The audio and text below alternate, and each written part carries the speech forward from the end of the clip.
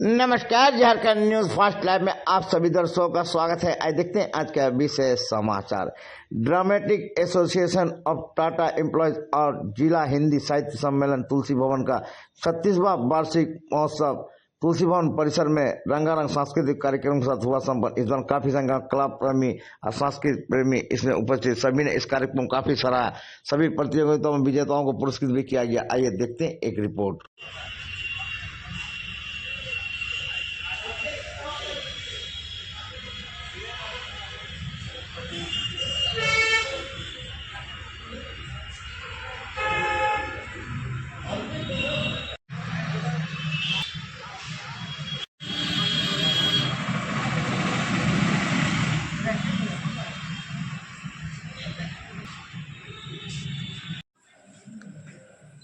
हम सब आभारी हैं, आप समय निकाल कर हम सबों के बीच आए और नाटक को पूरा देखा। नाटक से समाप्त आ रहे और दो शब्द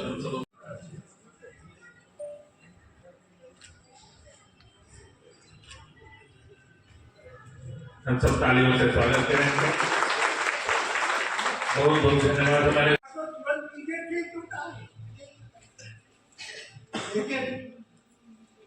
कल सुबह मेरी गुरु दक्षिणा तुम्हें बहुत दुख देगी।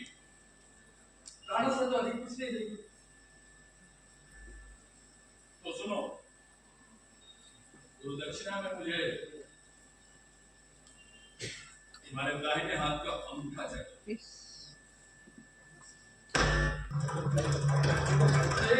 भवन के मानव महासचिव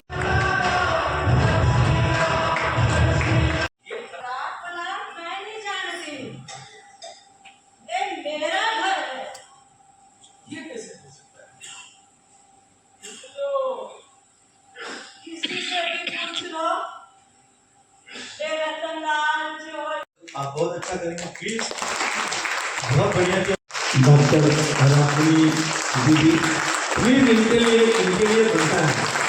ये हमारी माता सामान को जानता है, पर मैंने नहीं सोचा था कि इस तरह से करेंगे। 2 साल पहले हम लोग बांग्ला निर्देशन में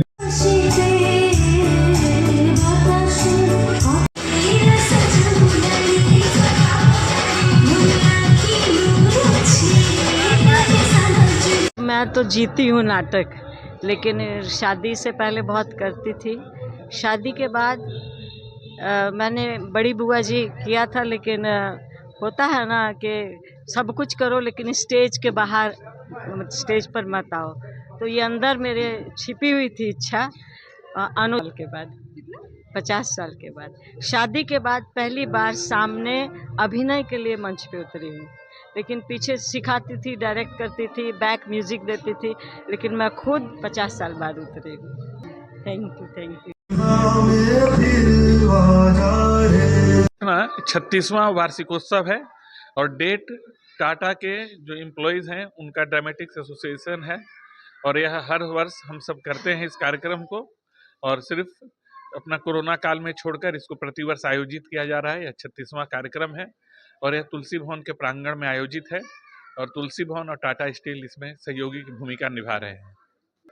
मतलब इसमें तुलसी भवन साहित्यिक संस्था है और ऐसे ही रंगमंच को भी आवश्यकता पड़ती है इसमें अभिभावकत्व की, तो वह सब हम जिम्मेवारी को निभा रहे हैं।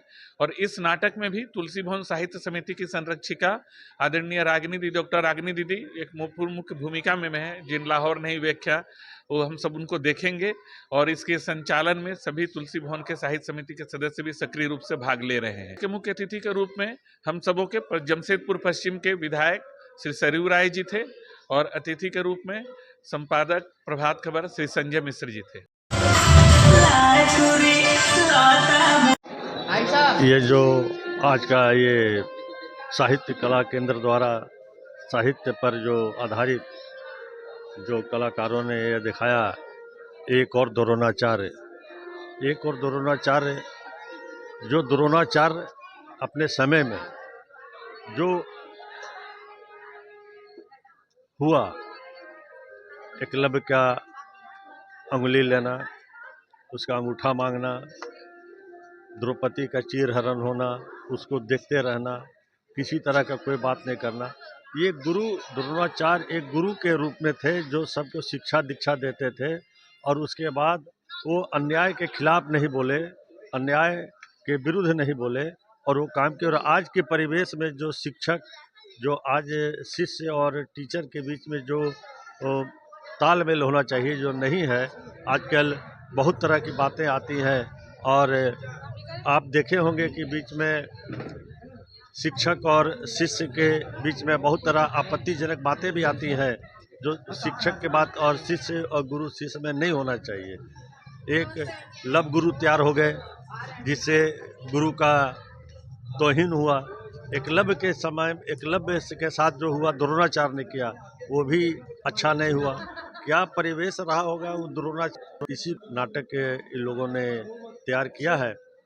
इससे में लोगों को शिक्षा मिलनी चाहिए कि गुरु और का जो तालमेल है अच्छा होना चाहिए, जिससे अच्छा से अच्छा लोग सब। Baljeet Singh Bedi, general secretary, Congress committee. Thank you so much, thank you. शिक्षा पद्धति पे थे कि पौराणिक ज़माने में जो था वो अभी भी चल रहा है, तो ये दोनों को किस तरह से कंपेयर हम करते हैं वो हमने एक और द्रोणाचार्य डॉक्टर शंकर शेष जी के लिखे हुए नाटक में दिखाने की कोशिश की।